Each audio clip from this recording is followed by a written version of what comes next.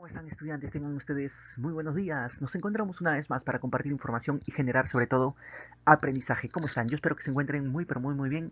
Hoy vamos a ver el tema el vanguardismo peruano, un tema que estábamos esperando realizarlo, puesto que contiene uno de los literatos que más reconocimiento tiene a nivel internacional. ¿De quién estamos hablando? De César Vallejo. Entonces, sin más dilatación del tema, porque digo desde ya que es algo extenso, vamos a por el tema.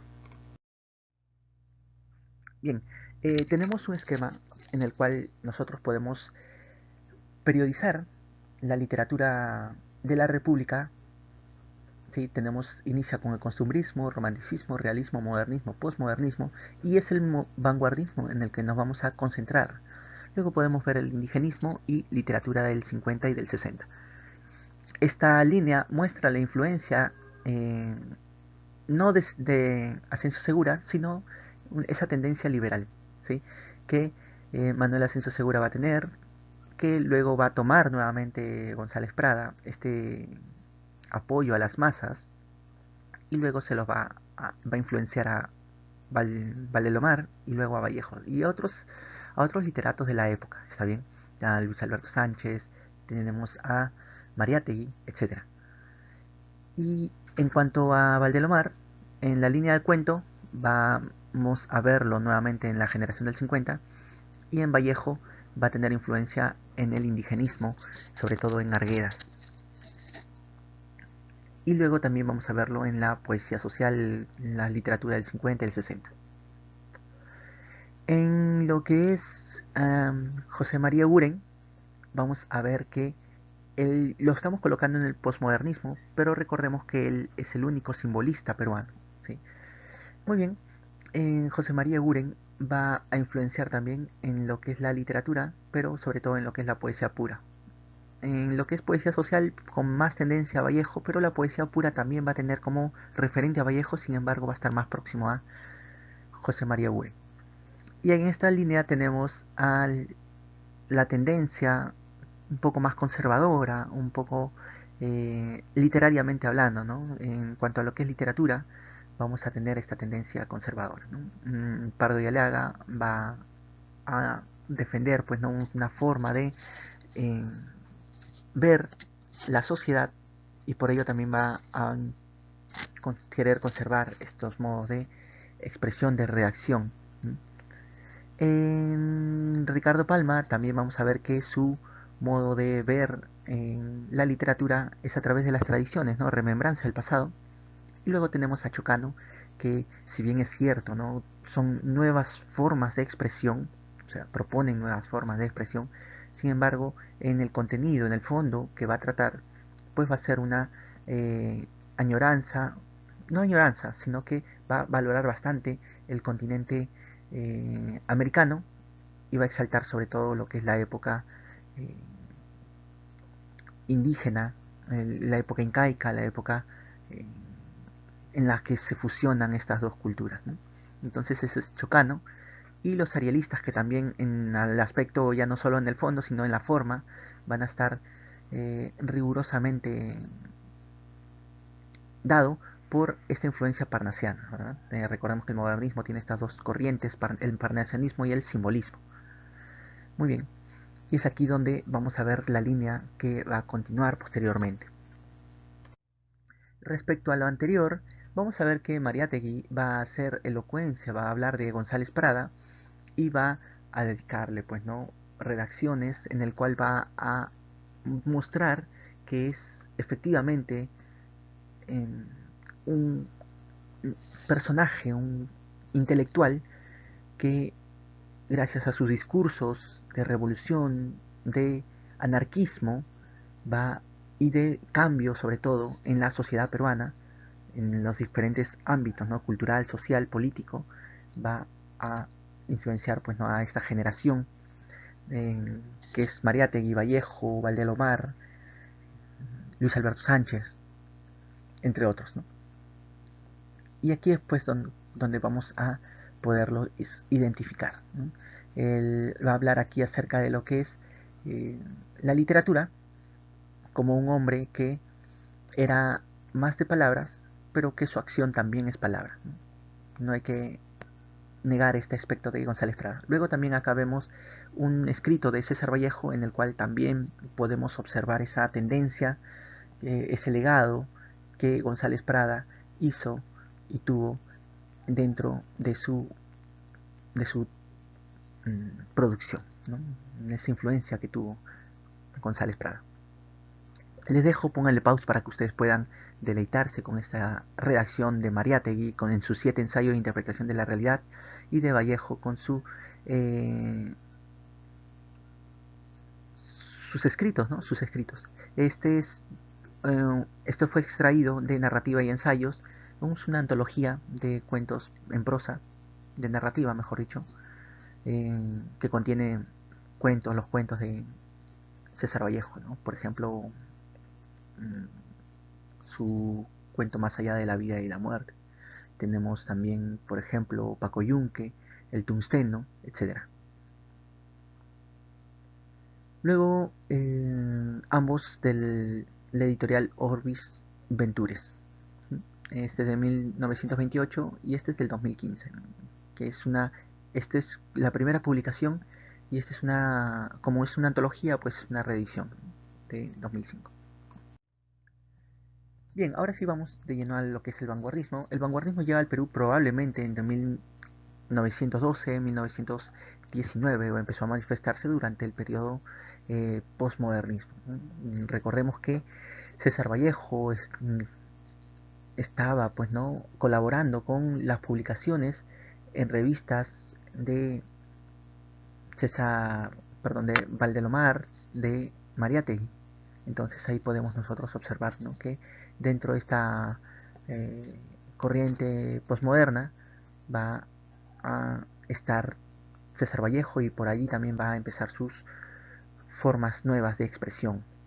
La poesía de la vanguardia tendrá dos grandes representantes, a Carlos Oquendo de Amat con sus 5 metros de poemas, que vamos a hablarlo dentro de un momento, y César Vallejo, ¿no?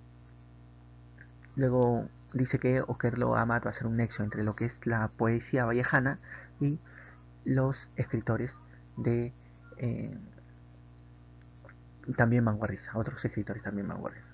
Acá tenemos una imagen pictórica que es eh, que nos narra, ¿no?, acerca de la dureza del tiempo, cómo es que se puede de algún modo mmm, afectar, ¿no? Nos habla de que aquí ya no está el tiempo, esa rigidez que muestra el tiempo, pues ya no se encuentra dentro de a lo mejor un pensamiento, a lo mejor dentro de nosotros, ¿no? Cuando miramos, cuando cerramos los ojos, hacemos una eh, intromisión dentro de nosotros, vamos a meditar, entonces ahí el tiempo no perdura, ¿no? Es una de las formas vanguardistas que se van a dar, ¿no? El surrealismo en este caso.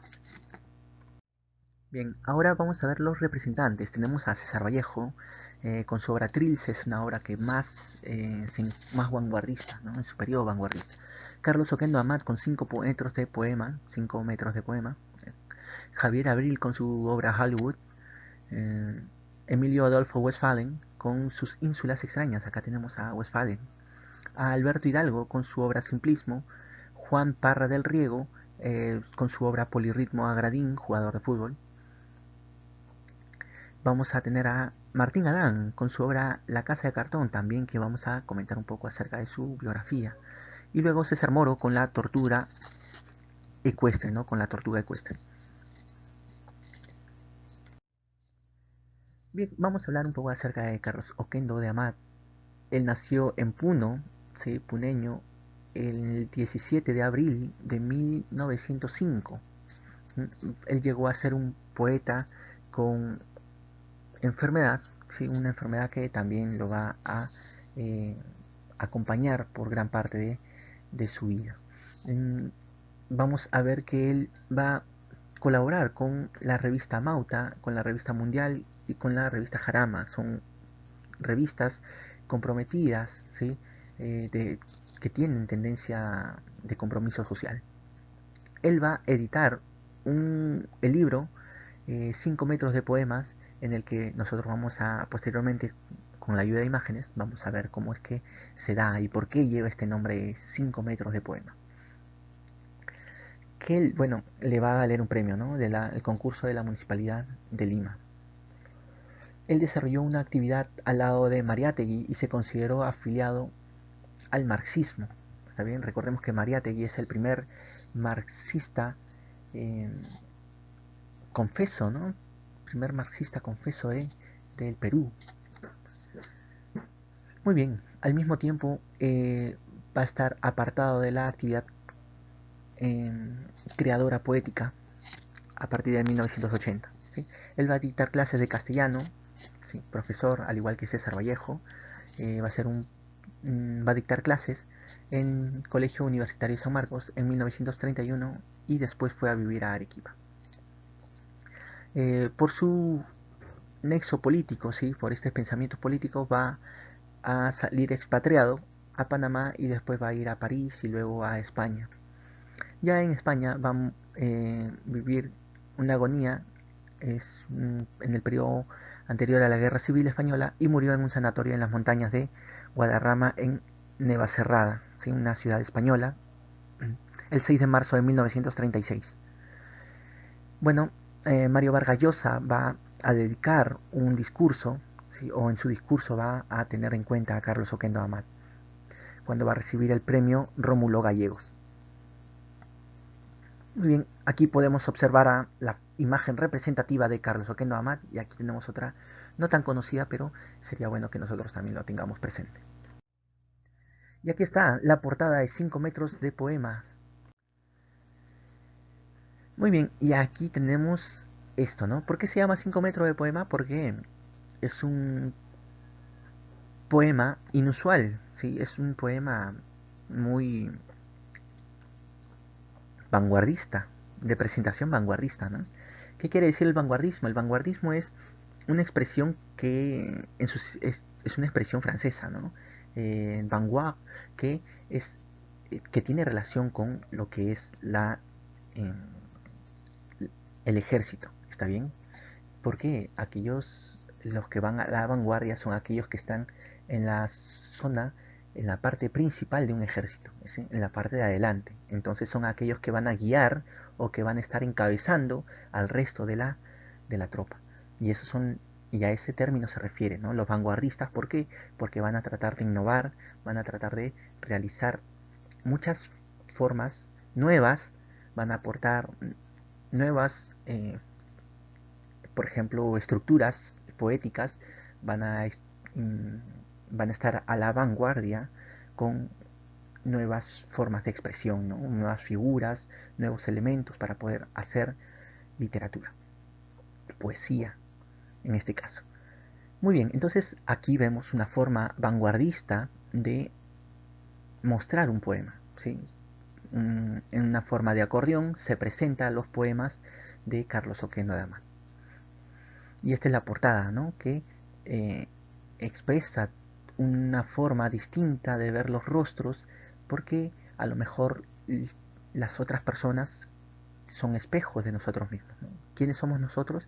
A lo mejor somos muchas veces los que nos dicen los demás, ¿no? La mejor forma de vernos a nosotros mismos es explorando, interactuando con los demás. Es por eso que en la soledad uno posiblemente pueda meditar sobre uno, pero se conoce en relación a los demás, puesto que en relación a los demás es como nos desenvolvemos día tras día.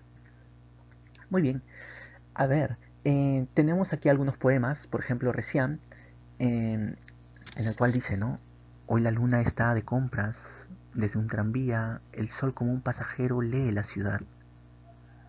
Las esquinas adelgazan a los viandantes y el cielo empuja a los coches de alquiler. Se votan programas de la luna, se darán la tierra. Película esportiva pasada 2 veces.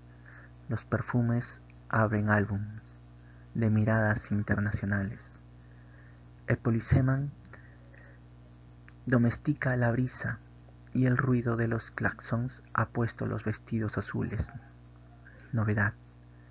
Todos los poetas han salido de la tecla Wood de Underworld. Un ascensor. compró la luna 5 metros de poema. Muy bien, eso es el poema de Carlos Oquendo Amat, 5 metros de poema, ¿no? Unas nuevas formas estróficas que ya va dando muestra de lo que es el caligrama, ¿sí? ¿Qué es el caligrama? Son aquellas estrofas, aquellas estructuras poéticas que van a generar, pues, una forma, ¿sí? Las formas que van a presentar son aquellas formas que van a estar en relación con el contenido, ¿no? Por ejemplo, acá vemos un, un libro abierto, ¿no? Esa es la base y estas son las hojas de un libro, ¿no? Que se abren. Los perfumes abren álbums, ¿no? ¿Y qué serán esos perfumes? A lo mejor esa fragancia dulce que tienen los poemas, ¿no? Entonces es así como nos está mostrando a lo mejor eh, de lo que habla, ¿no? Carlos Oquendo Amat en este poema. Muy bien, y acá tenemos poemas de manicomio, ¿no? Que ya tiene una tendencia también un poco dulce de tratar a las personas, ¿no? Y el análisis de uno mismo, ¿no? Dice, tuve miedo y me regresé de la locura. Tuve miedo de ser una rueda, un color, un paso, que mis ojos eran niños y mi corazón un botón más de mi camisa de fuerza. Pero hoy que mis ojos visten pantalones largos, veo la calle que está mendiga de pasos. Una forma un poco lúgubre de ver la vida, ¿no? Esa forma reflexiva y melancólica de poder expresarse, ¿no? Tal como lo hacía César Vallejo y tal como lo hace Carlos Oquendo Amat de una manera espléndida. Entonces, estudiantes, hay literatura buena en el Perú, así que démonos el tiempo de poder seguir explorando a otros poetas, no solamente a los clásicos que podemos aprenderlos en clases, sino que vamos explorando a otros nuevos. Muy bien, vamos a ver con Martín Adán. Nació en el seno de una familia aristocrática, ¿sí? Él va a vivir en Barranco, ¿sí? El poeta estudió en el colegio alemán, siendo discípulo del genial Luis Alberto Sánchez, ¿sí? Luis Alberto Sánchez, recordemos que es una eminencia, un crítico literario, un analista literario, un historiador también, un sociólogo, alguien que representa, que tiene una buena lectura de lo que es la sociedad peruana, ¿sí? Un intelectual, mejor dicho, peruano, ¿no? Muy bien, su infancia transcurrió en el barrio soñador y romántico de Barranco, lo que significó una gran fuente de inspiración y elemento básico para la gran composición de su obra, ¿no? Por ejemplo, La Casa de Cartón, que tiene muchísimos de estos pasajes, ¿no? De vivenciales barranquinos. Muy bien, tenemos así pues a Martín Adán, que va a colaborar también con la revista Mauta y el Mercurio Peruano, al igual que lo hizo Carlos Oquendo de Amat, donde va a publicar algunos poemas, algunos sonetos, perdón, que eh, tienen este mensaje vanguardista. Los últimos años transcurrieron entre la bohemia, la sombra, la soledad, el autoexilio en el hospital de Largo Herrera. ¿Por qué? Porque él se sentía mal, sentía que no pertenecía a la sociedad, entonces él se va a considerar como una persona demente. Entonces él voluntariamente se va a ir a este hospital Largo Herrera. ¿Qué es el hospital Largo Herrera? Es un manicomio, mejor dicho, ¿sí? Eh, es un manicomio, son personas, es una institución donde van pues personas a los que se les considera con problemas mentales. Muy bien, de hecho él va a ingresar y luego va a salir y luego también va a ingresar nuevamente, ¿no? Es una cosa anecdótica en la vida de Martín Adán. Él va a morir el 29 de enero de 1985, pues va a tener una gran, eh, un gran periodo de vida.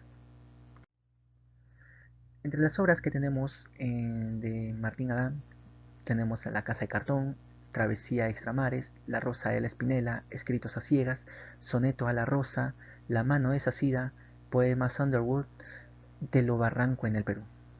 Y acá tenemos algunas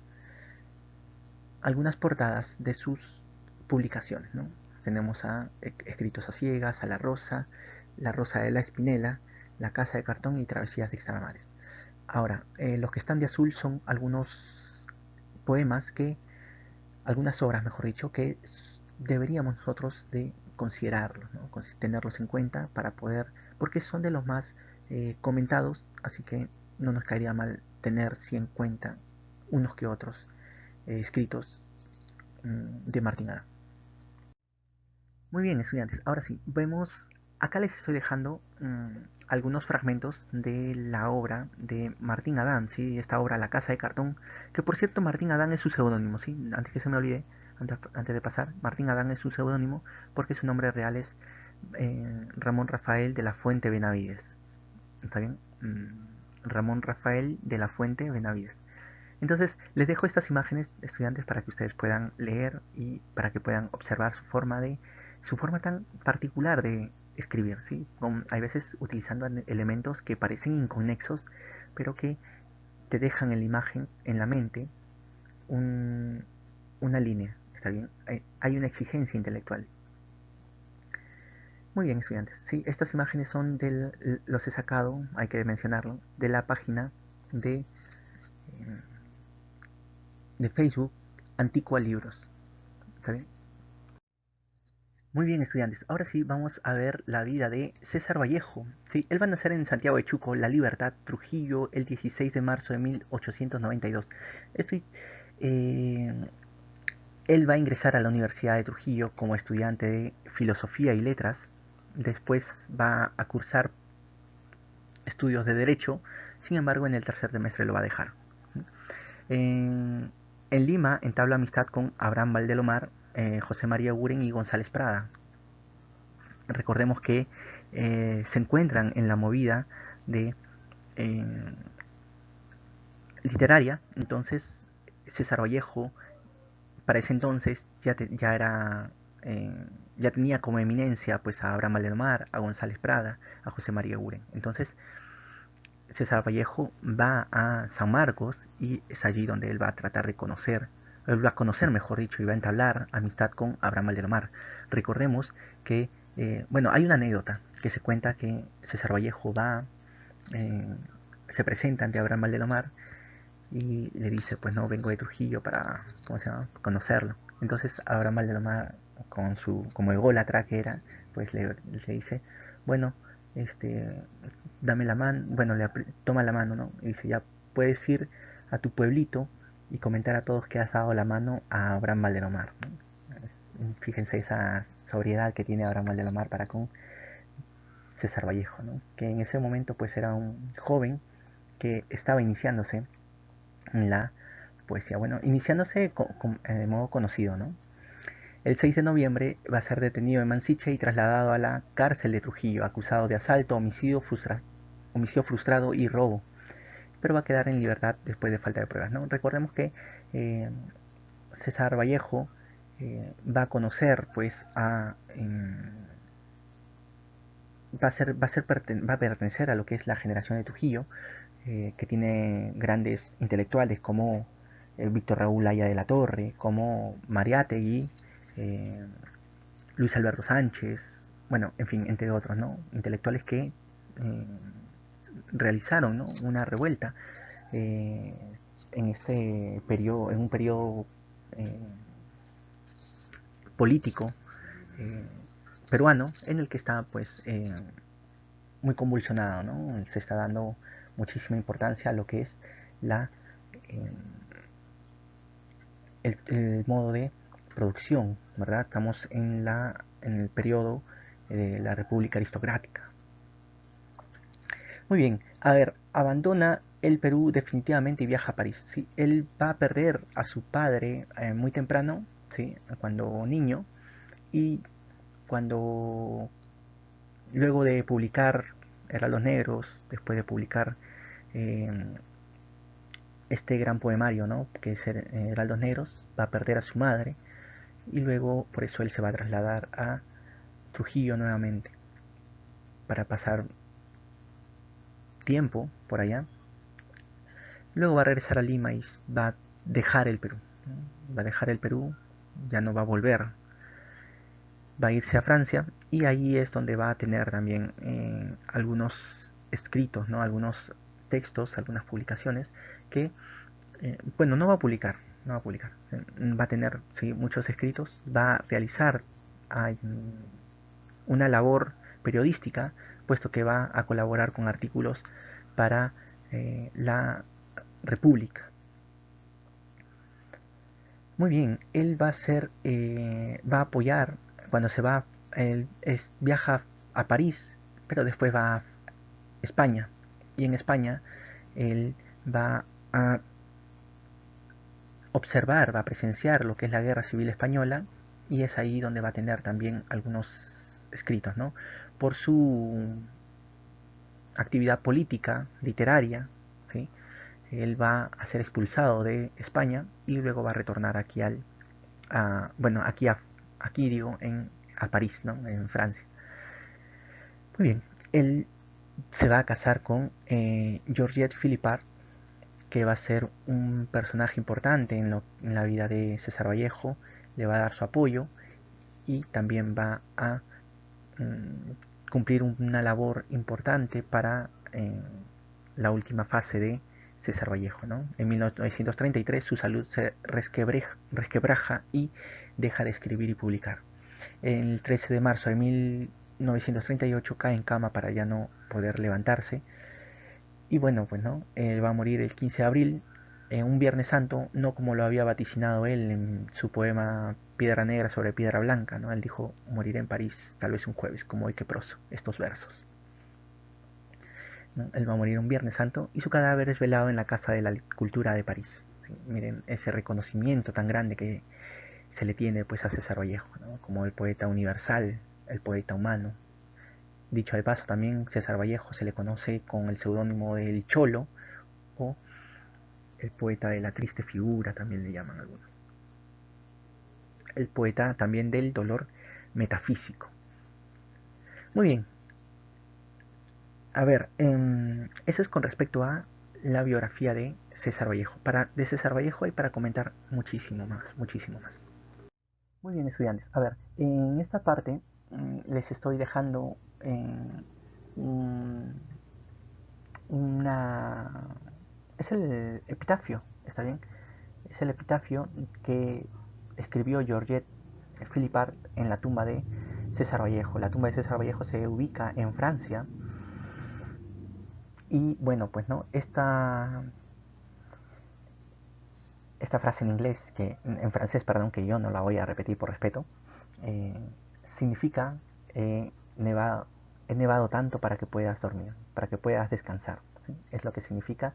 ¿Por qué? Porque Georgette, en los últimos años de César Vallejo, ya cuando murió, ella realizó muchísimos trámites para que él pueda descansar en en un panteón digno, pues, ¿no? De este poeta, de este gran poeta. Él se encuentra en un panteón en Francia, donde está al lado de otros grandes poetas. Y eso es, ¿no? He nevado tanto para que puedas descansar. Es lo que le escribe Georgette a César Vallejo. Luego acá vemos el poema, perdón, es el poema completo, el tercer poema completo del poemario Trilce, en el cual el yo poético, ¿sí? No es que lo dice César Vallejo, sino que es el yo poético, va a tomar forma de niño, va a tomar la perspectiva de un niño y él va a comenzar a expresarse, ¿no? Porque así es cuando nosotros perdemos a un ser querido, ¿no? Nos sentimos indefensos, nos sentimos solos. Y a lo mejor esa es la condición humana, ¿no? La condición que siempre estamos, ¿no? ¿Cuándo hemos cambiado? ¿Cuándo hemos dejado de ser niños? ¿O cuándo hemos sentido que hemos dejado de ser niños para ser adultos o para ser jóvenes, adolescentes, etcétera? Entonces, a lo mejor vivimos en una infancia eterna y es lo que nos trata de decir César Vallejo, ¿no? Lo que nos trata de hacer reflexionar. Y ante la pérdida, cualquier pérdida, ¿sí? Nos sentimos en abandono, en orfandad. Acá tenemos una frase, y es muy grave sufrir, puede un orar, que se encuentra en Los Nueve Monstruos, poema que está dentro de el poemario Poemas Humanos. Aquí lo he puesto para poder remarcar un poco lo que sucede ahora, ¿no? En estos tiempos donde hay mucha pena, mucha dificultad, tiempos difíciles en cuanto a salud, pues este poema habla de ello, ¿no? Habla de la necesidad de poder hacer algo en la salud, puesto que las personas buscan un auxilio y ese auxilio a lo mejor lo encuentran en este ser que lo contiene todo, ¿no? El hombre, a miedo de extinguirse, pues crea el significado de Dios y en él concentra pues la inmortalidad, ¿no? Porque es inmortal Dios, es atemporal. Luego, ante sus problemas, él no puede encontrarle solución. Y ante ese no poder, ante esa impotencia, recurre en el significado de Dios al omnipotente, ¿no? Busca la omnipotencia. Y ante este sentimiento de soledad, pues busca en el significado de Dios lo ubicuo, lo omnipresente, ¿no? Lo ubicuo. Entonces, Dios es un concepto muy tentador para las personas y es lo que trata de decirnos, ¿no? Y es muy grave sufrir, puede uno orar, puede desconocerse de sí mismo, puede dejar de creer en él mismo para poder empezar a creer en algo considerado como superior, ¿no? Muy bien, y este es otro poema de César Vallejo que se encuentra también en Poemas Humanos, que es el juicio que le hace César Vallejo o que le hace el yo poético a otro humano, ¿está bien? O a la humanidad entera, ¿no? Este sí quiero leerlo, por favor, porque es un poema hermoso, ¿no? Considerando en frío, imparcialmente, que el hombre es triste, tose, y, sin embargo, se complace en su pecho colorado, que lo único que hace es componerse de días, que es lóbrego, mamífero y se peina, considerando que el hombre procede suavemente del trabajo y repercute jefe, suena subordinado, que el diagrama del tiempo es constante diorama en sus medallas y, a medio abrir, sus ojos estudiaron desde lejanos tiempos su fórmula famélica de masa, comprendiendo sin esfuerzo que el hombre se queda a veces pensando, como queriendo llorar, y, sujeto a tenderse como objeto, se hace buen carpintero, suda, mata, y luego canta, almuerza, se abotona, considerando también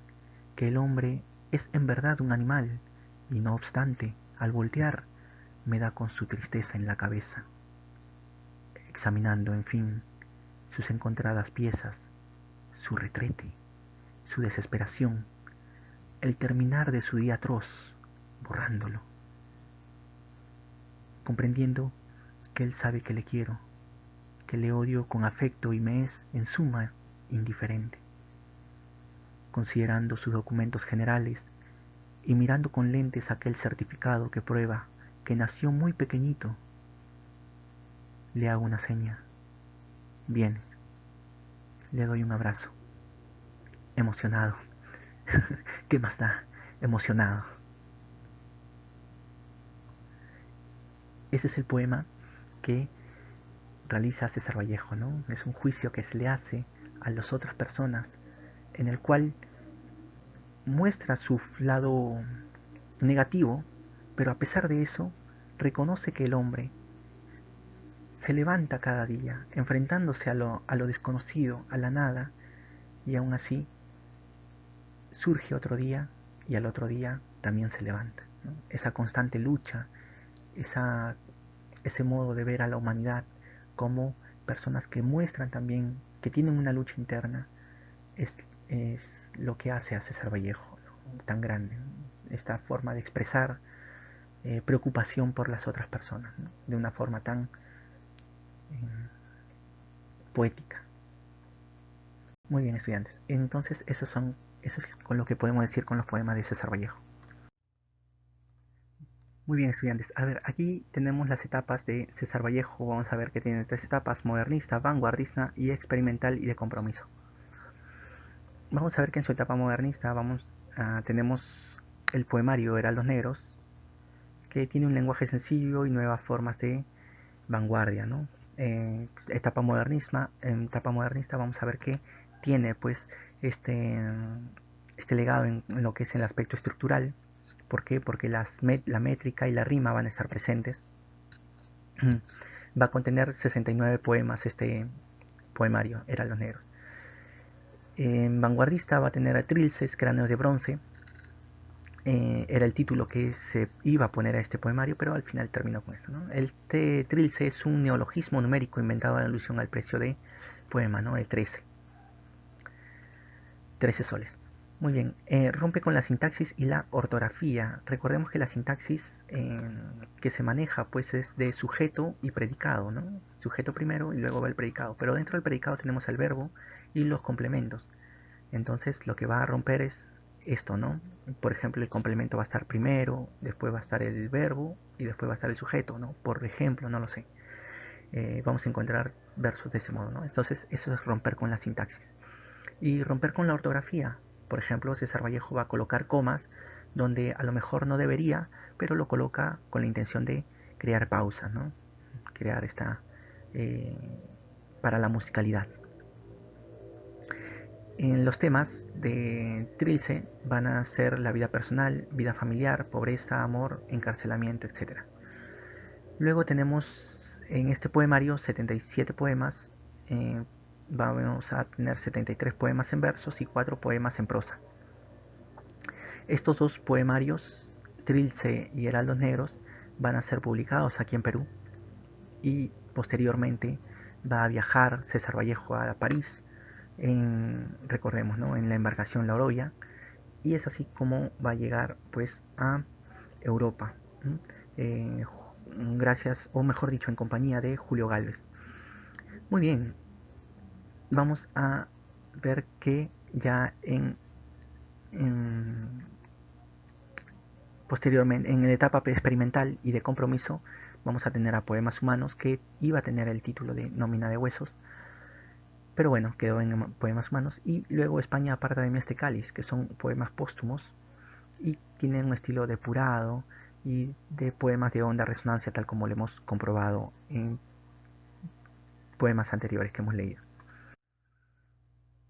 En obras tenemos en lo que es poesía, Heraldos Negros, Trilce, Poemas Humanos, España aparta de mí este cáliz. En obras, narración, tenemos a Paco Yunque, Fabla Salvaje, Tulsteno, Hacia el Reino de los Iris, escala melografiadas y Cera. En ensayos tenemos El Arte de la Revolución, Contra el Secreto Profesional, Rusia, 1931 y Rusia ante el Segundo Plan Quinquenal. Recordemos que aquí hay muchísimos más, puesto que tuvo una actividad en prosa muchísimo más amplia, pero sabemos que destaca más en lo que es la poesía. En el teatro tenemos Entre dos orillas que cruza el río, La Piedra Cansada, Hermanos Colacho, Lookout y Mamparo. Muy bien, estudiantes, eso sería toda la información para compartir. Aquí tenemos el poema Masa, que se encuentra dentro del poemario España aparta de mí este cáliz. Sin más que decir, me despido. Que tengan un buen día. Goodbye.